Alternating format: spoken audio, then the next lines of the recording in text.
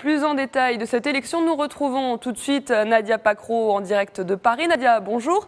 J'imagine que vous avez été témoin de scènes de liesse hier puisque vous vous trouviez rue de Solferino au moment de l'annonce des résultats. Oui, bonjour Alison, c'est exactement ça. C'était une victoire manifeste d'envergure hier soir à Solferino. Le fief du Parti socialiste parisien a littéralement explosé de joie avec un moment fort, celui du décompte avant l'annonce des résultats. Une tension, une émotion extrême avec des cris de joie, des larmes également. Bref, une hystérie collective révélatrice peut-être d'une volonté de changement à laquelle a appelé François Hollande. C'est en tout cas comme ça que le président élu a présenté sa victoire, d'abord à Tulle dans un premier discours, puis place de la Bastille au cœur de Paris, une place noire de monde où flottaient des drapeaux français mais aussi marocains, des drapeaux tunisiens et des drapeaux algériens. Une foule en liesse donc venue fêter la victoire de la gauche mais aussi la fin de l'ère Sarkozy.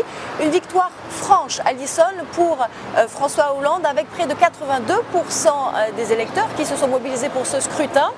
Alors que l'on craignait beaucoup plus que pour le premier tour le vote blanc, une victoire historique aussi, 6 mai 2012, 10 mai 1981, les deux dates ont souvent été comparées ici, comparées bien sûr à la victoire de François Mitterrand en 1981, elles ont été comparées en termes d'espoir que les deux victoires ont suscité. D'ailleurs, ce matin, les télévisions françaises ressortent encore des images d'archives pour comparer le nombre de personnes qui étaient place de la Bastille donc, entre ces deux années. Grosse mobilisation donc pour François Hollande avec donc, un président qui veut être jugé sur la jeunesse, sur la justice. D'ailleurs, l'une des premières mesures qu'il souhaite appliquer, c'est la réduction de son salaire de 30%, son salaire et celui de ses ministres. François Hollande qui souhaite être le président de tous les Français. Donc des arguments qui ont séduit beaucoup de Français puisque c'est la fin de la division. Il veut être à la tête d'une France réconciliée. Des arguments qui ont séduit les franco-maghrébins également. Ils étaient là en force hier soir rue de Solferino. Nous sommes allés à leur rencontre avec Yahya Hassam hier soir rue de Solferino. Je vous propose de regarder ce reportage.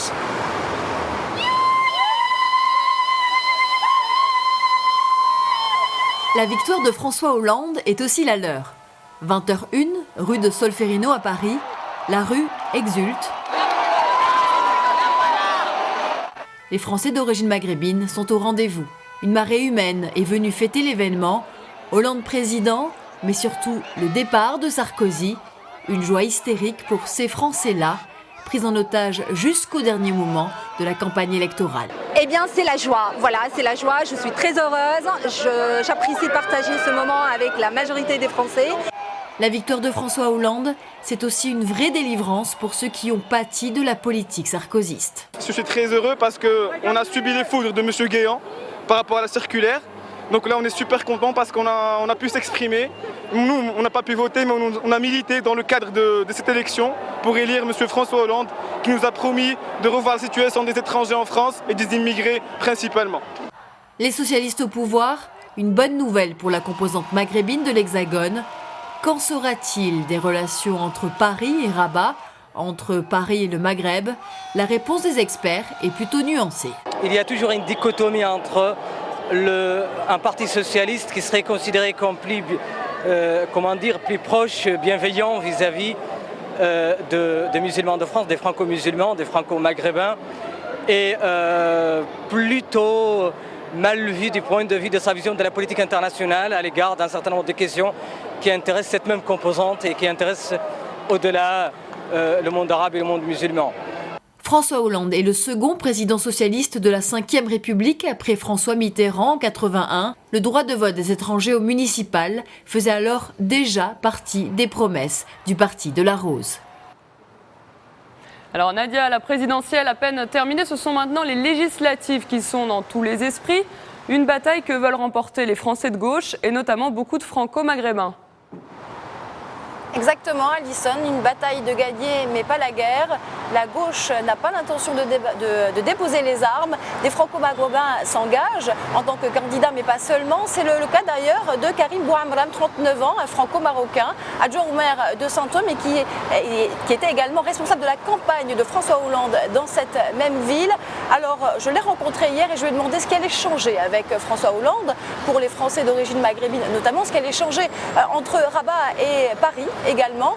Je lui ai précisément posé la question de savoir si le vote des étrangers au municipal allait véritablement être appliqué, une promesse qui était déjà faite en 81. Je vous propose d'écouter sa réponse. Parce que la France a changé. Parce que maintenant, dans l'establishment français, il y a des Français dont la question immigrés et dans la question des droits de vote des immigrés, de l'égalité est touchée dans sa chair. Je vous prends un exemple tout bête. Je suis né depuis 1995, j'ai 40 ans. Donc aujourd'hui, on a les petits frères qui ont 20 ans, dont les parents sont nés en France et qui sont d'origine marocaine. Et ils ne veulent plus subir cette discrimination territoriale, ils ne veulent plus subir cette discrimination civique. Donc aujourd'hui, ça va se faire parce qu'il y a un élan. La France change. Alors effectivement, elle est cristallisée par les 17% de Marine Le Pen, mais aujourd'hui, on a des chefs d'entreprise, des dirigeants politiques, des responsables culturels.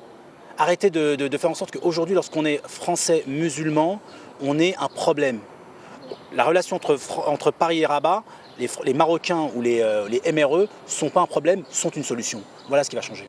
Alors enfin, une dernière question, Nadia. On se demande maintenant ce que va devenir politiquement Nicolas Sarkozy. C'est un peu le flou ce matin.